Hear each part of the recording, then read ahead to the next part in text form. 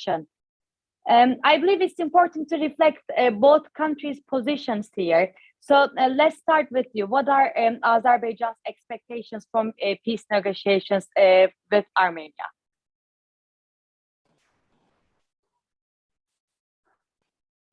Your mic is muted. We can't hear you. Yes. Sorry, my apologies. Thank you very much. It happens to me all the time. I don't think anybody is surprised. Aslan, thank you so much for your introduction, and thank you to the Circle Foundation for hosting the event. I'm honored to be among my good friends, Dr. Kuzio and Dr. Bakir. Good to see you. And we look forward to seeing and hearing from Mr. Ramani as well. You were right, indeed. Yesterday was another one of those negotiations between Armenia and Azerbaijan, this time hosted by Russia. I think there's a value in this type of meetings because they bring our sides together, and I hope so, because Azerbaijan's goal at this moment is very clear. It is in a way very simple. We live in a very turbulent world. We live in a very turbulent neighborhood. I mean, Azerbaijan is the only country which borders both Russia and Iran. That by itself explains the situation of vulnerabilities and turbulences in the region. I think, obviously, what we want to see, we want to build a neighborhood in which Azerbaijanis and Armenians, and of course Georgians and others, because we've been building this relationship with Georgia for a long time, live in peace. Of course, we have to be realistic. It's not going to be a deep and abiding friendship and love from day one. But if we could build a normal region in which both Armenians and Azerbaijanis understand their self-interest in promoting peace and building cooperation, I think that would be a very positive development. I mean, at the end of the day, today, both Armenia and Azerbaijan have made some very positive developments. Both sides recognize each other, announce that they recognize each other's territorial integrity and sovereignty. Think about this. For 30 years, Armenia refused to recognize territorial integrity and sovereignty of Azerbaijan. Now, Prime Minister of Armenia has publicly declared that he has.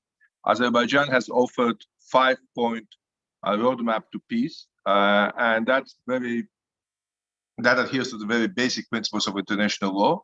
I think that is the basis of any discussion which we're moving forward on. And by the way, the Armenian side accepts that. They say we will also agree on this. So I think with some details, I think we could see some very positive outcomes very soon. The president of Azerbaijan, President Aliyev, has stated that we want to see the signing of the peace agreement by the end of the year. There were some indications from the Armenian side that there was also an understanding of that. So, I mean, the only thing we need from the international community is to support the right momentum for peace, and not play this, pulling the blanket one way or another. That doesn't help. What's needed today is moving towards lasting peace. And one point you mentioned, you described the Karabakh region of Azerbaijan as disputed. It's not disputed. I mean, it's clearly a part of Azerbaijan. It's been always recognized as such by the international community. In fact, there was a growing understanding and recognition within Armenia itself that Karabakh is an inseparable part of Azerbaijan, and of course, all the rights of all the citizens within Karabakh, be it Armenian, be it Azerbaijan, or anybody else, have to be respected and protected under the constitution of Azerbaijan. That there's no question about it. But I think the key today is delimitation of the border between Armenia and Azerbaijan, moving forward and building a region which will withstand all kinds of external shocks, which unfortunately are growing today. And I think that should be a part of a conversation we'll have today. I don't want to go too much into monologue here because, diplomats and ambassadors especially like to talk a lot. So I will stop here, and I would rather hear my colleagues and participate in discussion. Thank you very much for that. Professor Taras Kuzya, I would like to turn you here. So speaking about yesterday's meeting with Vladimir Putin, he has hosted the leaders of Armenia and Azerbaijan yesterday to try to broker a settlement to a long-standing conflict between these two countries after violent clashes. However, there seems to be no breakthrough at this Putin-mediated talks. Do you think Russia is no longer as influential in the region as before, or how its invasion of Ukraine has affected its influence and domination over this region? Well, I think that's a very important factor, what you've said. But I think before we get to that factor, I as an expert I'm not a diplomat, so I can be more open than diplomatic people can. I mean, that's just the reality of, I once in my life I worked for NATO, and I couldn't I really didn't like the fact I could never open my mouth because I had to be careful what I said all the time. So I can say kind of more, and the reality is very simple. I mean, there's been 30 years of experience of this. This is not something new. Russia has no interest in a peace deal between Armenia and Azerbaijan. Let's just be clear about this. Russia has no interest in a peace deal between South Ossetia, Abkhazia, and Georgia. Russia has no interest in a peace deal between Transnistria and Moldova. Russia wants conflicts to be frozen as a means to maintain its sphere of influence in Eurasia. So therefore, we all understand this. I mean, some people can say it, some people can't. But the reality is that the only international organization that is interested in a real breakthrough and a peace deal, a post-conflict peace treaty recognizing the borders, is the European Union, not Russia. Maybe with the backing of the United States, but the United States always seems to have gone AWOL, gone missing from the South Caucasus for the last decade. So I think the EU's brokering of a peace deal in the last sort of year and a half, as part and parcel of what the EU now understands that it needs a security dimension to the Eastern Partnership. I mean, EU is already a major supplier of arms to Ukraine in this war, and now it's also trying to bring security and stability to the South Caucasus.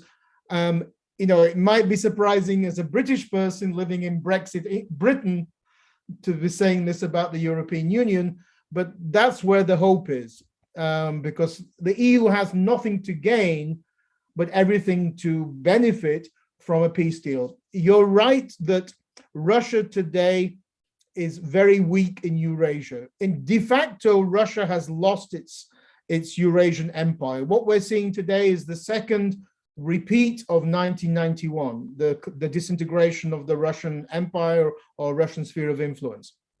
There are only two countries in Eurasia which today are Russian satellite states, and these are Belarus and Armenia.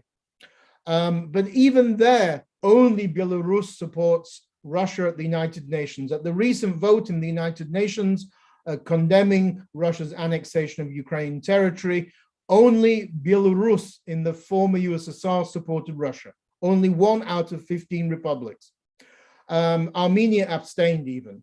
Central Asia is basically under Chinese influence now. Russia is a junior partner of China.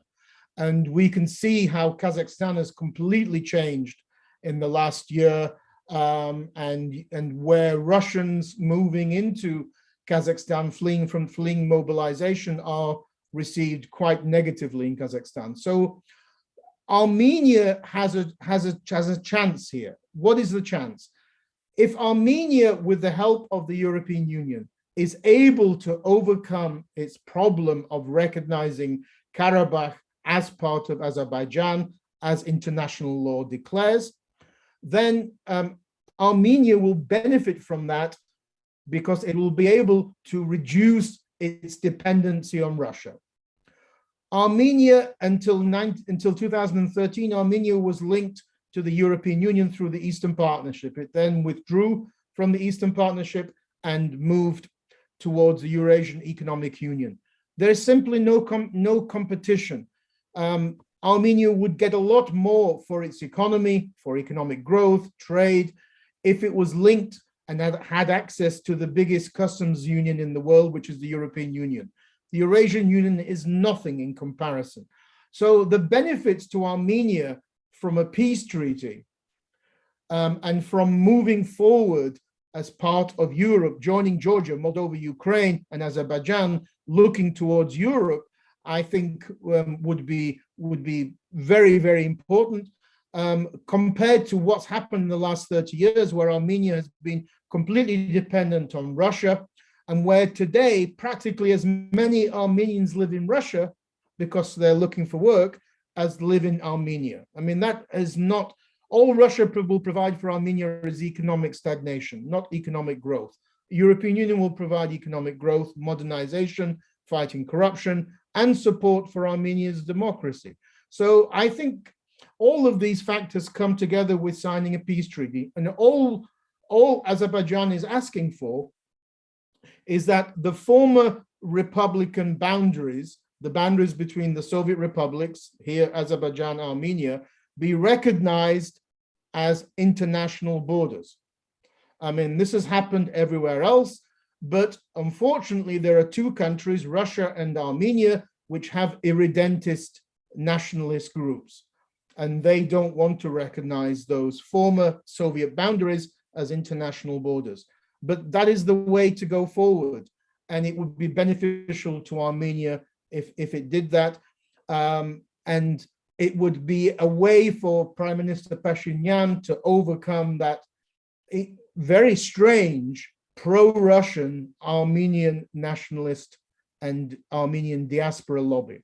So I think those are where the issues are, and Armenia should realize that by signing the treaty, it would join the right side of history.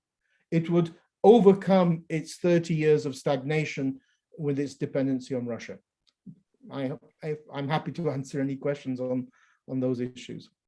Professor, thank you very much for that. We will definitely talk more about European Union's role in the dispute. But I see Dr. Samuel Romani has joined us. Samuel, welcome. Many thanks for joining us. So we have talked about where Azerbaijan stands on the peace talks, but I want to ask you where Armenia stands and what is it expecting out of this possible peace negotiations?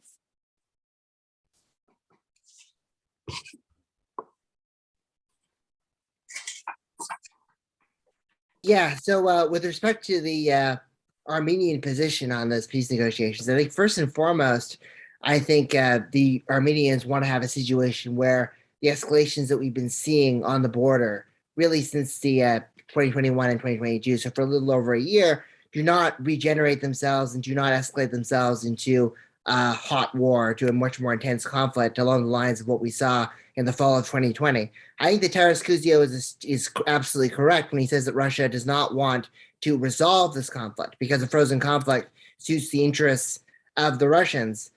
But also, Russia is a little bit reticent about escalating the conflict from a current state of managed hostilities into a much larger one. And we really see that from some of the Russian state media commentaries, for example, which talk a lot about how Turkey is acting as a pawn of NATO in the South Caucasus to destabilize Russian interests and create another southern flank. They made the same kind of conspiracies about potentially opening up a second flank in Georgia, or about their conspiracies about how Ukraine and Romania were trying to invade Transnistria back in April when the Tiraspol explosions happened.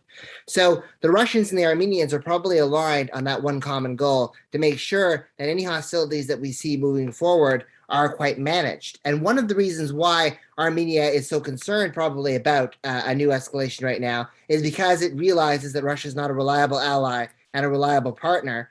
The Russians did not, for example, invoke Armenia's CSTO request for support repeatedly over the past several years, even though they did make that CSTO request in Kazakhstan in January of 2022. And that is a direct reason why, as Taras mentioned, Armenia has been abstaining on UNGA resolutions with regards to the current war in Ukraine, whereas previously it was much more sympathetic. There were obviously diasporic and Christian ties that would have impacted their position on Syria, being supportive of them. But previously on Crimea, their position was a lot more accommodating towards the Russians than we're seeing in the event of this full-scale invasion today. And some of the frictions in the Armenian media and the Russian media discourse reflect that kind of back and forth over those issues. So and in addition to the fact that we've seen the efficacy of Turkish drones being used inside the Ukrainian theater, this would really point to the fact that Armenia does not want a major escalation because it would be relatively unsupported and would find itself at a significant disadvantage. The Russians have also withdrawn forces from Georgia into BDGs, 1,200, maybe as many as that, recruited personnel from South Ossetia. They haven't yet done a big drawdown from Gyrumri, which is their main base there. But if their manpower shortages, which have been only partially rectified by mobilization because their forces are not that trained, continue, there's always a risk of Russia being even more unreliable rather than less. So I think that that's something that the Armenians are really wanting to focus on and work on. Another thing that they would be concerned about, obviously, and that's something that Iran is pretty sympathetic to as well, would be the creation of, the Zengezur corridor, right? Which is the movement from Nakhchivan to the Azerbaijani mainland. So that bridge, that corridor, Turkey, Azerbaijan are really focusing on that. The Iranians, ahead of these talks, have been very, very skeptical of pushing back against that. Iran has been showing a degree of solidarity with Armenia in recent months. In particular, Iran was rumored to be giving informal support during the previous war, but now it seems to be much stronger. We saw Mikhail Pashinyan visit Tehran. We saw discussions about new energy deals, infrastructure deals, electricity deals, discussions about a $3 billion trade target. So a lot of emphasis on it. And we've seen Russian nationalist commentators from basically say that Iran could be maybe one of the only players that could broker it. So I think that they would probably trying to be accepting some of Iran's concerns over here and dealing with that corridor. Also, I think they would probably keep a door open to some of the economic integration proposals that Turkey was talking about during their de-escalation with Armenia earlier in the spring, and also potentially keeping a stake or a foot in the Russian 3+3 format for regional dialogue, though that is obviously undercut by the fact that Georgia doesn't want to have anything to do with a format where Russia is involved while Russia is violating their sovereignty.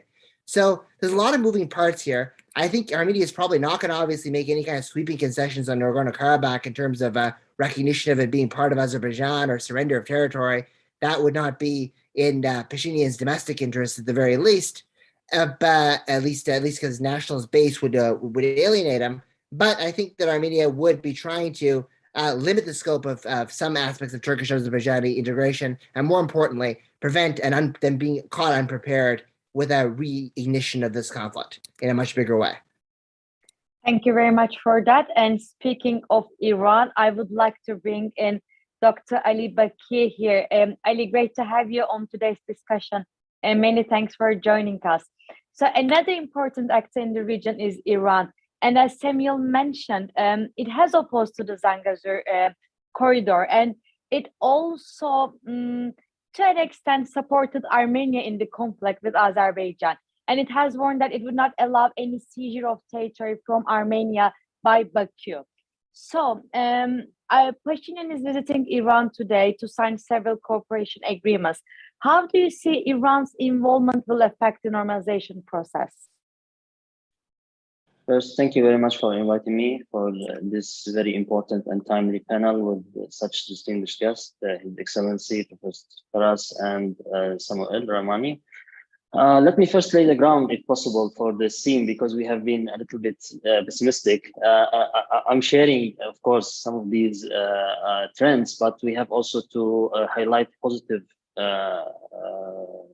events that happened, especially during the last month. Last month witnessed unprecedented level of diplomatic activism concerning the normalization process between Azerbaijan and Armenia, and also in relation with that between Turkey and Armenia. One of the most important events that I think that should be highlighted was the trilateral meeting on the sideline of the Prague summit between President Aliyev, Pashinyan, and President Erdogan, and also the bilateral meeting between President Erdogan and Pashinyan for the first time maybe in 15 years. So these definitely positive, constructive, and welcome developments that should be strengthened and encouraged in the current situation. And I should highlight also that they wouldn't have happened before 2020 Nagorno-Karabakh war, during which Azerbaijan also freed its lands from the Armenian occupation. And now this part of diplomatic activism, if I might say. In parallel of it, there was also other active diplomatic meetings, including the one hosted in Sochi by Russian President Putin. And we all followed that trilateral statement that came out of this meeting. Also, there have been European and American diplomatic initiatives, and the US is reportedly seeking for a permanent agreement between Azerbaijan and Armenia by the end of this year. The Iranians were reaching out to Armenia, and several bilateral high-level diplomatic visits occurred. Foreign Minister of Iran visited Armenia, and also Prime Minister of Armenia visited Iran. So some of these, of course, diplomatic engagements were constructive, positive, and others, in my opinion, were not. They were meant to undermine the progress in the normalization process between Azerbaijan and Armenia, and maybe block it. And one of these players, I may say, the most threatening player at the current moment to the normalization process and prospect of peace between Azerbaijan and Armenia is Iran. Now, why Iran? Iran, historically speaking, has been an ally for Armenia. It supported the Armenian application for Azerbaijan's lands for almost 3 decades. Of course, it has its own reason. I can mention some of these reasons, including that the feeling that the emergence of Azerbaijani model based on secularism and pro-Western orientation might threaten its own model, which has been promoting during the last decades, which is based on theocratic ruling and supreme leadership. And this is what has been Iran promoting as a Shiite model. So Azerbaijan emerging as a secular pro-Western model would definitely undermine this model, and will empower also the Turkish Azerbaijani Iranians, which of course constitute the biggest ethnicity in Iran after the Persians. So this is one thing. The other thing is that Iran has been also trying to run its foreign policy in that region, in Southern Caucasus and Central Asia, in parallel with the Russian foreign policy. For many years, following the fall of the Soviet Union, both countries coordinated to contain foreign influence, between brackets, especially Turkey and the NATO on the one hand, and the US and Europe on the other hand. So there were a kind of a common interest to support the Armenian occupation of Azerbaijan. And also the third and most important factor in this formula is to block Turkey's reach to Caucasus and Central Asia, because following the Soviet Union fall, Turkey has been trying to strengthen its relation with this region, and the only block or obstacle to achieve this goal was Iran. So by maintaining or supporting Armenia's occupation to Azerbaijan's lands, Iran was indirectly achieving this goal. Now, of course, the change of balance of power in the last few years has changed many of the equations in the regions, and the Iranians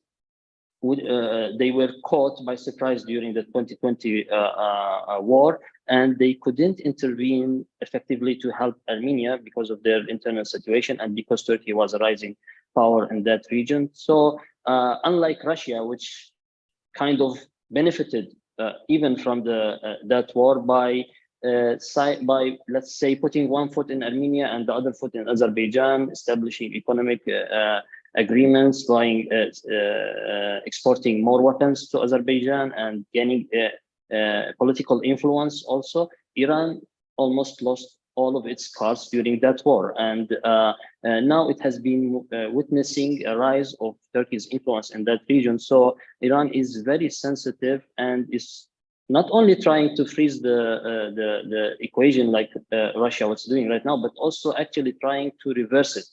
And we have witnessed several sensitive high-level statements on that issue. We have witnessed also provocative actions such as executing military drills on Azerbaijan's borders, the biggest in 30 years. We have also witnessing the IRGC promoting propaganda threatening Azerbaijan and threatening to use military power Also, Iran has been actively inciting Russia against Turkey, trying to change its position by saying any change of the situation on the borders, and meaning here the borders with Iran and Armenia would definitely trigger Iranian reaction. But I don't see actually Iran in a position to use military power right now because of its internal situation and the Western pressure. However, Iran still has cards to manipulate and to try to undermine the peace process by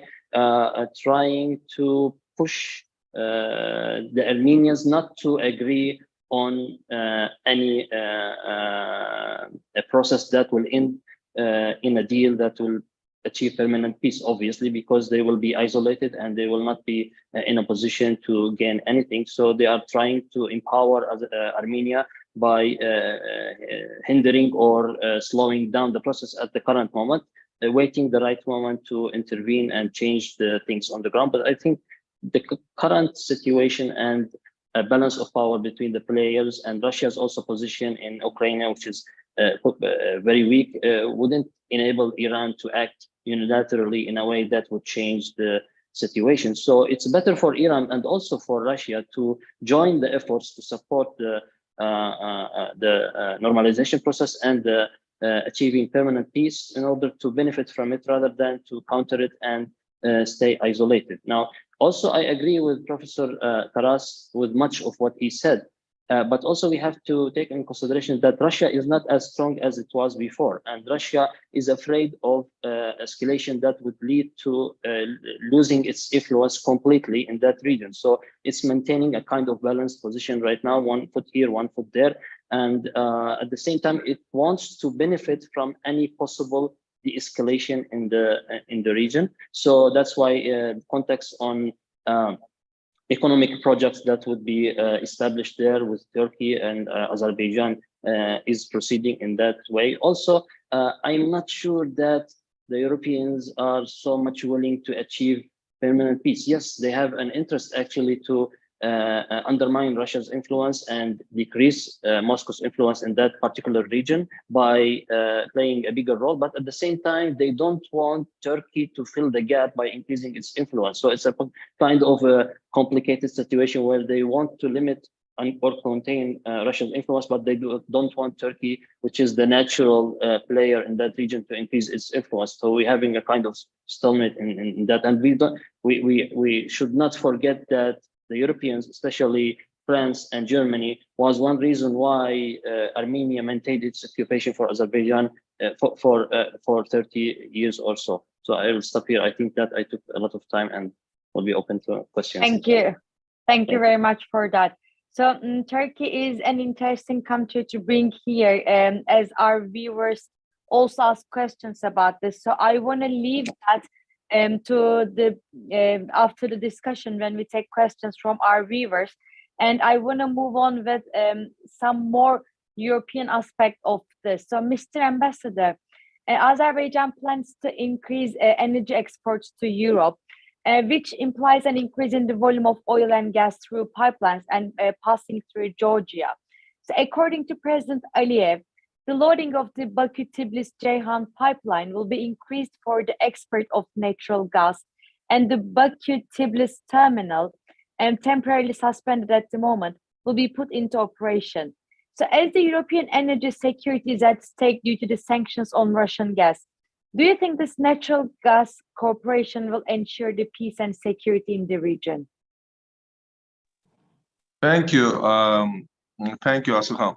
Well, we're mostly speaking about gas, not so much oil, as a matter of fact. Natural gas, Azerbaijan has always championed the deliveries and of natural gas from the Caspian region, not just from Azerbaijan, but predominantly from Azerbaijan to European markets. You have seen now that when the IGB, interconnected Greece-Bulgaria, was inaugurated, which, by the way, took a little bit too much time, how much interest there is for Azerbaijani gas and for the Caspian gas. That is natural. We had known this. And I actually have to say that there was a great vision from the leadership of Azerbaijan and Turkey and leadership of Georgia. And I have to commend the country I am posted to. BP has actually been also a visionary company in this. that we work together to develop a southern gas corridor. And if you think about this, the TANAP, for instance, the Trans-Anatolian pipeline, was not something that people would immediately support. They would come. There were questions about it. Do we need this? Do we really need the pipeline? How many people protested it? And they all protested, obviously driven by certain interests to make sure that certain projects don't take place. But today, we all understand that the Azerbaijani approach to promoting regional cooperation to energy security, to increasing energy supplies, I think has been very healthy. Now, I understand that people are concerned about the carbon impact and all this. By the way, Azerbaijan is promoting energy efficiency, not only in a fossil fuel area, but also in alternative energy. Therefore, for instance, the largest investments now in Azerbaijan are being made in solar and wind and other energy. In fact, BP's most significant project now is building a solar plant, a major solar plant in liberated areas in Jebel. One other area is, for instance, that the entire liberated areas of Azerbaijan will be a net zero. Right? We can't really cover realistically net zero for the entire country, but that area will be net zero because that's quite a lot of alternative energy. But simply speaking, yes, the more diverse are supplies, the more diverse are producers, and the more diverse are routes and consumers, as a matter of fact, because it goes both ways, the more energy security there is. And we will double it. The plan is to double the capacity of the Southern Gas Corridor by 2027. Thank you very much. Before I move to the next question, I want to take one question from one of our viewers. And I think Professor Kuzio, you might be able to answer this question, as you have mentioned Russia's relations with both countries and EU's role on it. So I'm going to read the question by Onik James Krikorian.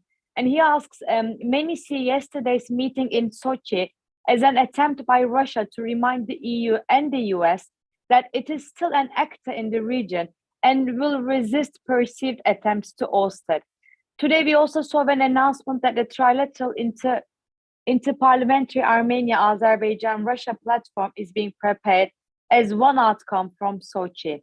So do you think the Brussels EU-facilitated process will be adversely affected by what could be Russian attempts to derail it? Pashinyan seemed rattled by Putin's remarks on the Lavrov plan last week. Thank you very much. Right. I think that the EU no longer cares what Russia thinks.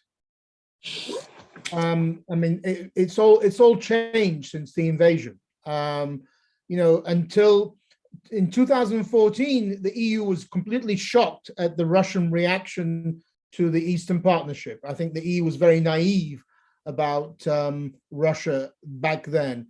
It continued to be in some degrees naive, but today there is nobody in the EU now looks at some kind of Russian EU partnership or dialogue. I mean, that's all over until the end of this war. Germans in particular understand that Ostpolitik, Nord Stream 2, and all of those things are finished. So I don't think that the EU really will be looking at what Russia is doing in the South Caucasus. The EU will be acting as an independent actor. Now, to what degree the EU is a strong foreign policy actor, that's a separate question. I think sometimes the EU is a bit weak on this. It talks more than it can kind of acts. But the reality on the ground, as I've already mentioned, is that Russia is not interested in the peace deal. It never has been. And it will continue to have these Sochi-type talks and meetings for the next 30 years. Nothing will get resolved.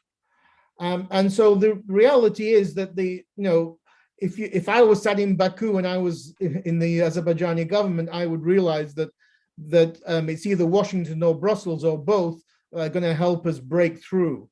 One of the ways to do that is, of course, to try to get particularly the Americans and the French to influence the Armenian diasporas there, because one of the bizarre aspects of all of this is that the Armenian diasporas are pro-Russian because of their kind of diasporas by their very nature are usually stuck in history, and they are certainly stuck in history.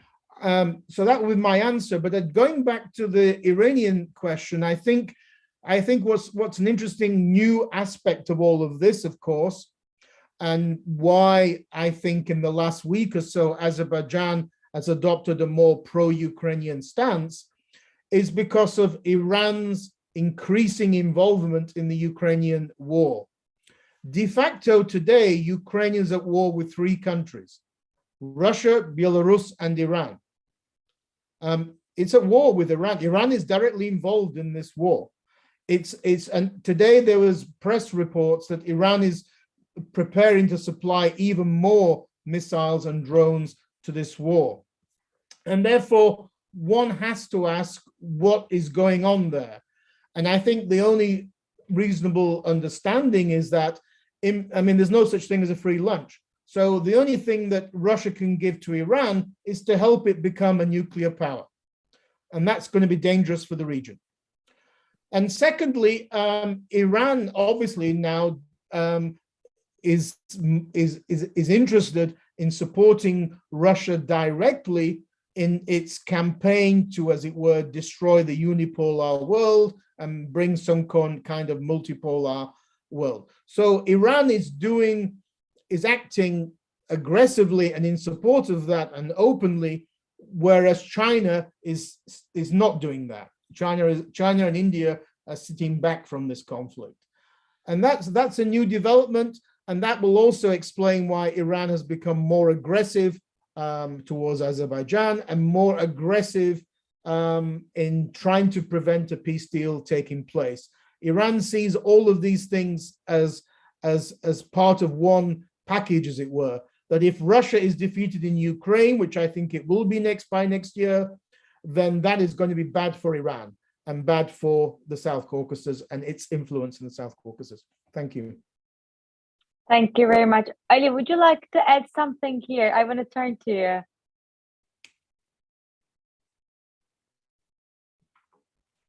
Can you hear me? Yes. Yes. I can comment on the why the Iranians are against expanding the corridor connecting Nakhchivan to Azerbaijan, because they see this as a game changer in the Caucasus and Central Asia. For decades, Iran was the gate for Turkey through Nakhchivan to Azerbaijan, or through Iran to Central Asia. And this gate had three locks: one political, one economic, and one security. So the Iranians were actually controlling and blocking Turkey's reach to these regions on three levels. And by losing this leverage, Turkey would be freed from the Iranian door and would directly cross through. Even if a peace agreement is reached, then the whole region will be transformed economically, politically, and security-wise, and this would empower Turkey in the Caucasus and in Central Asia. And by default, Iran will use its political influence, and its economic importance also will decrease, because it has been promoting a line that connects India to Russia through this region, through Tehran. But the middle corridor, the big project of Turkey through Caucasus and Central Asia, will be empowered at the expense of Iran in this case. Also, security-wise, Iran, if a peace is agreed, then Iran lost both Armenia and Azerbaijan, and this will devalue Iran. It will be isolated in its region because Iran thinks that historically, as the president said today, it has a place and a role to play in Central Asia and Caucasus. But if this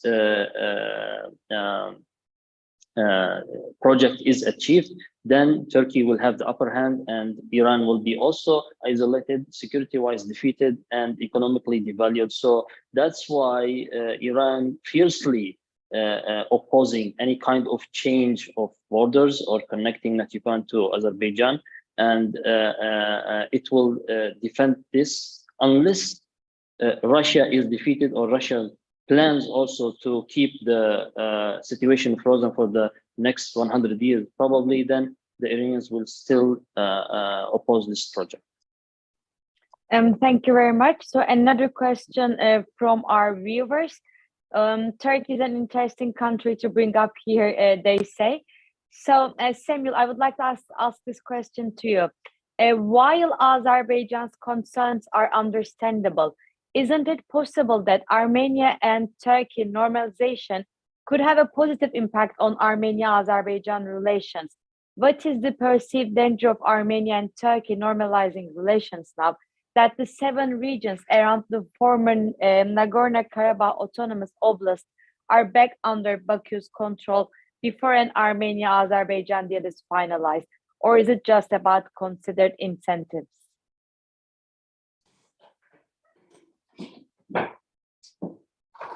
Yeah. So yeah, that's a very interesting question and a set of issues to discuss. Yeah, I think that first of all, Turkey and Armenia have been making some substantive, well, at least progress in terms of consistent dialogue over the past year towards a normalization, and that normalization has basically been an ongoing process that's been going on very intermittently over the past 3 decades. For example, we saw a normalization attempt that was done during the early 1990s, but that stopped in 1993 during that very first Karabakh war between Armenia and Azerbaijan.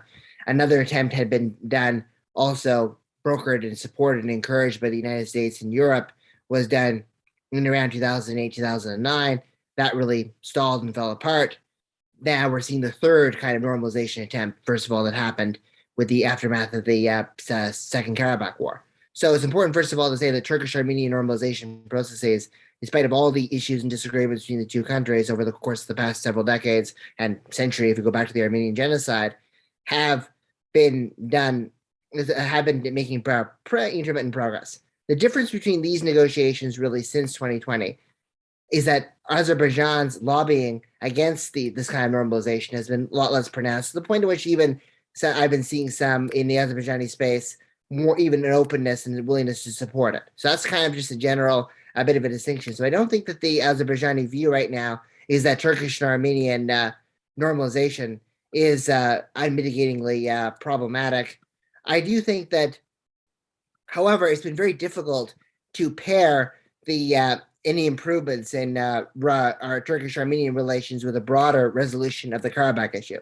I've even seen situations where hostilities in Karabakh have occurred in tandem with the progress in negotiations in the Turkey-Armenia normalization. We saw that, for example, in March and April of this year, where there were some discussions and some movements. I think that, a lot of the Turkish-Armenian relationship and movements are based on economic issues. So this is an economic and trade-driven format. I mean, since 2010, we've really seen a dramatic dissipation in bilateral trade that's been quite notable.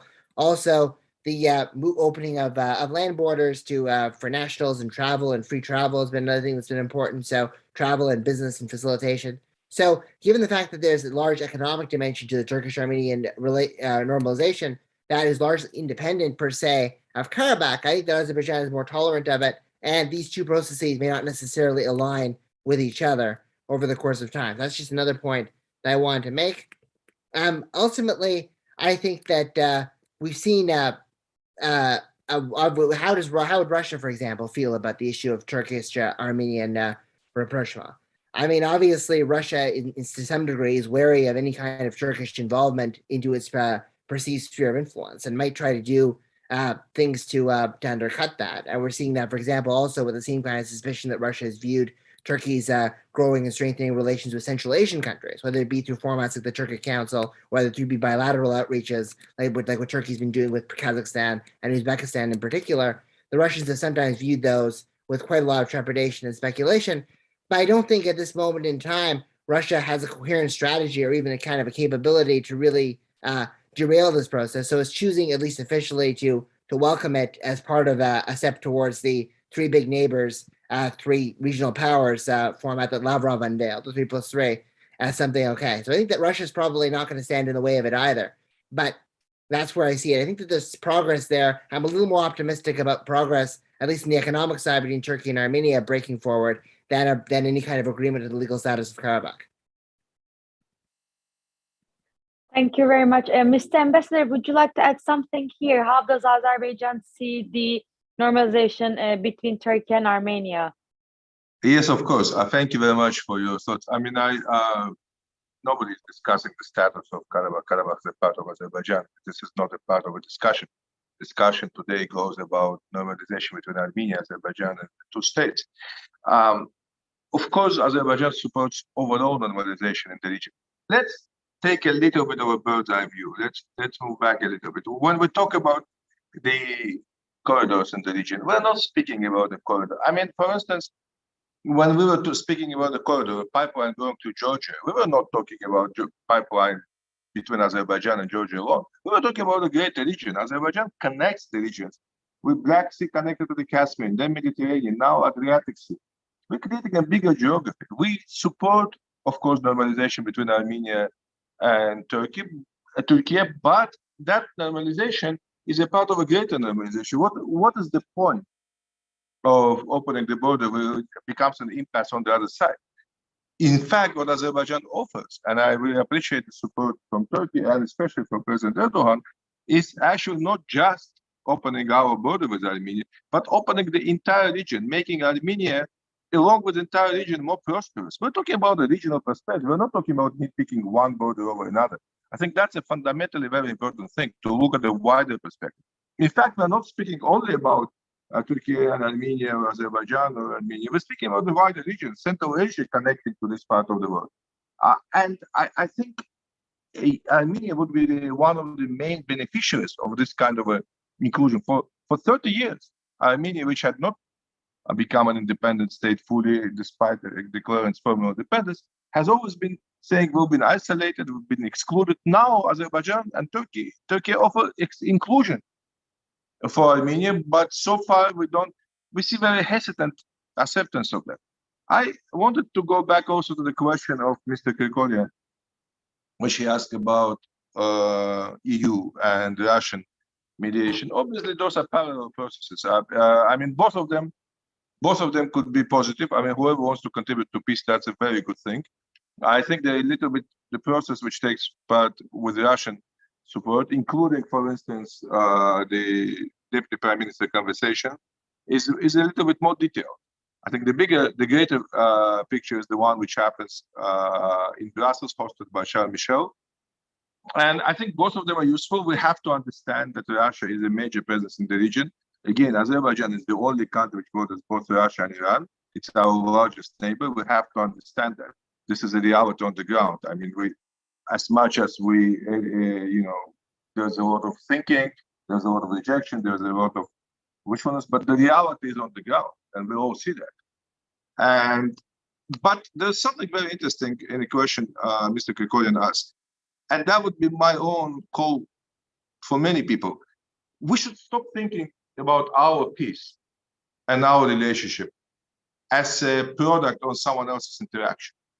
In fact, the developments today, both weakening of certain powers and strengthening of other powers, create a room for maneuver, an opportunity for Armenia and Azerbaijan to decide for themselves. If we come to an agreement, if we actually sit down and manage between Armenia and Azerbaijan, two sovereign states, then whatever disagreement exists between EU or Russia would matter much less. And I think that's very important. And whatever our Iranian neighbors would want to do would also be perhaps less significant than it is that they think. I think that's the key to the future for Armenians and Azerbaijanis to take their future into their own hands. I mean, that's not just a wishful thinking. This is an opportunity today. We've seen what happens when it happens.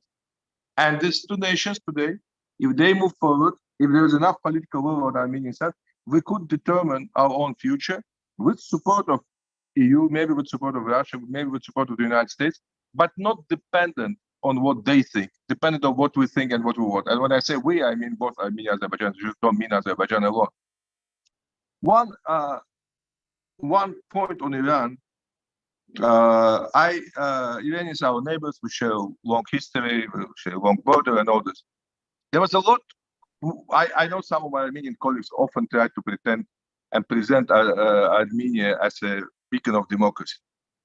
Today, a person who is often described as that beacon of democracy, Mr. Pashinyan, is very warmly welcomed in Tehran, in Iran. I don't have to tell you what's happening today in the streets of Iran. Everybody sees it with their own eyes. So much for democracy. This is where democracy is. So a democratic leader, so-called democratic leader of Armenia goes where? He has to be very careful. So thankfully, he doesn't have to wear a head cover. He feels safer this way. But generally speaking, this also speaks a lot about the situation on the ground and who is who.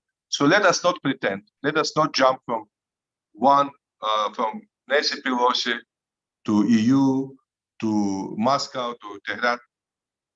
We want Armenian decision-making to be made in Yerevan, and we want our decision-making to be made in Baku and working together. And the most reliable partner so far, despite whatever our Armenian neighbors will tell you, the most reliable and positive contributor has been Turkey. Turkey has been the one country which has worked diligently to provide peace and opportunities for both countries. So we very much appreciate it. Thank you very much, Mr. Ambassador. Does any of our panelists would like to add something on this issue? I know we have like a very, Professor, please go ahead. Well, I mean, I think one of the major aspects that's come out since the invasion of Ukraine by Russia is that the West needs to have a single view of human rights. The problem with the reason why the so-called South, countries like even India, but also countries in Africa and Latin America are not supporting the West in imposing sanctions against Russia is because they believe that the West has double standards on human rights. Now, irrespective of whether that's true or not, there is I think, some argument to be made here at why was it, as a previous speaker said, why is it that the West ignored Armenia's occupation for 30 years of 20% of Azerbaijani territory, did no sanctions against Armenia, even though there were ethnic cleansing, there were killings, there was destruction of culture and religion. And yet when Russia does the same in Ukraine, occupies 20% of Ukraine, the West is imposing massive sanctions. So I think the Western government should understand that their pursuit of human rights will only be seen as objective and without double standards if it's applied the same everywhere. So therefore, if Russia has sanctions for occupying territory, so should sanctions also be applied to other countries, including Armenia, if it refuses to, for example, sign this peace treaty. So I'm just saying that this is now something which is now a good way to compare how the West was inactive for 30 years vis-a-vis this conflict, and how the West has somehow suddenly woken up to Russia's invasion of Ukraine. But in fact, what Armenia did in occupied Azerbaijan is very similar to what Russia is doing in Ukraine. Thank you. Thank you, Professor. Thank you very much. And this is such an interesting topic to talk a lot about. I know we are very short on time, but I don't want to dismiss these questions that our viewers are asking. A very short one, because a few people mentioned about the Armenian diaspora. So I think we can maybe shortly talk about that. So the first one is, it says probably not a question here, but I think Azerbaijan and Turkey overestimate the Armenian diaspora. It is divided along political and ideological, let alone linguistic differences, which can be quite bitter. We are talking about a diaspora activist group and not diaspora, when in reality, there are arguably diasporas and many ethnic Armenians living abroad and are not part of these lobby groups. So the other question is, the actual question is, in the conflict between Armenia and Azerbaijan, the EU and its key individual countries, along with the US, seem to sympathize with and be receptive more to the Armenian position at the expense of the Azerbaijan narrative. This is in spite of the fact that Armenia is a kind of a satellite state for Russia and has deep links to Iran. One cannot fail to notice the rush of many European parliaments, as well as the US Congress, to recognize the so-called Turkey-linked genocide. The latest visit of Pelosi to Armenia is also a case in point. How can one account for this? Is this the pressure of the Armenian lobby strong enough to explain the pro-Armenian shifts in Europe and the US, or there are other factors at play as well? So can I take your views on this, if you would like to answer these questions, if you would like to add anything about the Armenian diaspora or their lobbying as asked in the question? Can I speak? Of course, please. Okay, just quickly, I totally agree with what His Excellency said about the permanent peace and its impact to the whole region. In fact, as I said, it would be transformative politically, economically, and also culturally. It will resonate in the neighboring regions also, including the Middle East. However, we should also highlight the challenges faces such scenario. And when it comes to Armenia, there are to the local dynamics and to the dynamics related to the diaspora, there are two primary challenges. First, there are definitely some Armenians who want to achieve peace with Azerbaijan and also with Turkey, but also we have to take into consideration that there are extremists who oppose such scenario and banks on escalation and going back reverse to the previous situation.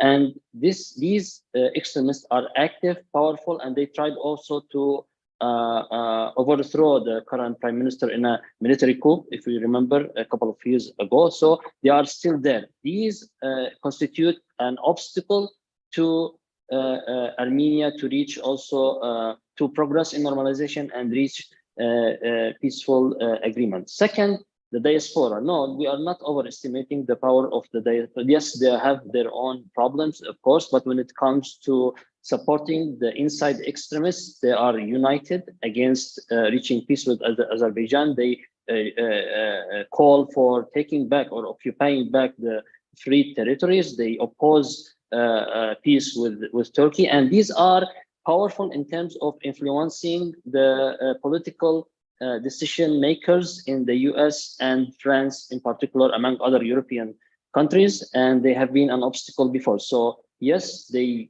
have the power to hinder this situation, and these should be contained through the US political institution and also the France political institution to understand that it is not in their interest to empower Iran or Russia in that part of the region, and opposing a peace will make Armenia suffer more for a long run, which is useless, and there is no point of it anyway. So this would be my comment on that particular point. Thank you. Thank you very much, Ari. Thank you everyone for joining us in tonight's discussion.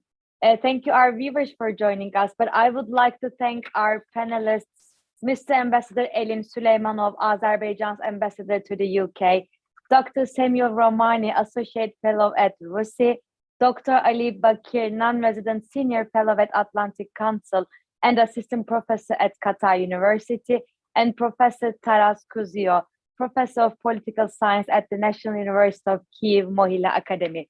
Thank you very much and hope to come together again in another discussion. Good night, everyone. Thank you.